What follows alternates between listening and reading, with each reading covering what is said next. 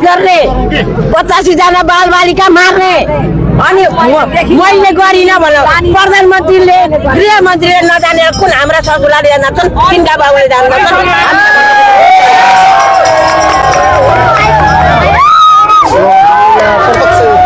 बालेनको आगमन भइरहेको छ एन्ट्री भएको रहेछ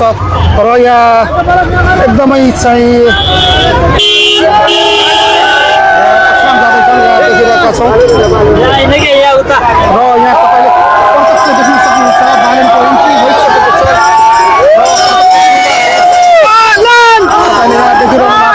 चाहिँ के भन्न चाहनुहुन्छ म सर्वप्रथम त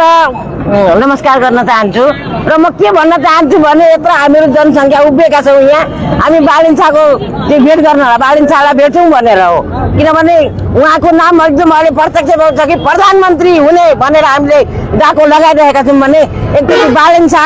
नभएर चाहिँ हाम्रो देशको प्रधानमन्त्री हुन् उहाँ भनेर चाहिँ हामीहरू यहाँ यसरी सबै जम्मा भइरहेका छौँ उहाँको लागि खाजा लिएर र फुल लिएर उभिरहेका छन् भोट हाल्नुपर्छ केमा हाल्नुपर्छ कसरी हाल्नुपर्छ भनेर त्यो मान्छेले जानिसकेका छन् कसैलाई भोट दिनुपर्छ भन्ने कुरा पनि जानिसकेका छन् 82 जना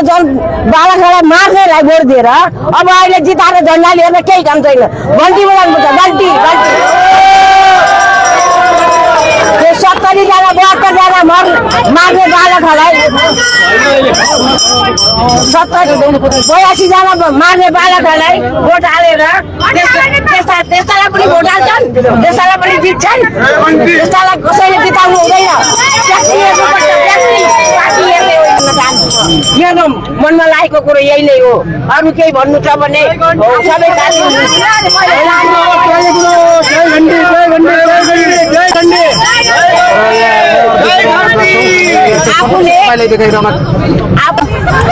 जुन चाहिँ हजुरले बालेनको लागि यो ल्याएको फुल चाहिँ दिन पाउनु भएन के छ यसमा धेरै दुःख लाग्यो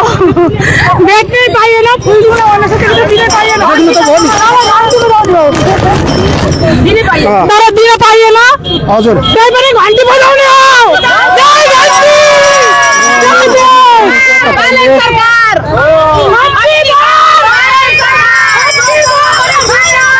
यो सुदूरपश्चिमको गोदावरी नगर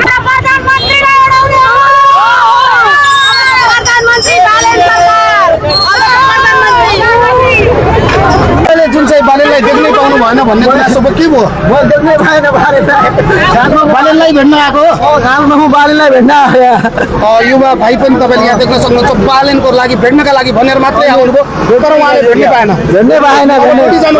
डोटी जान्छु कति बाटो डोटी जाने हामी नि त्यतैबाट अहिले हिँड्ने हो ल यी भाइहरू चाहिँ अब यहीँबाट डोटी हिँड्नका लागि अहिले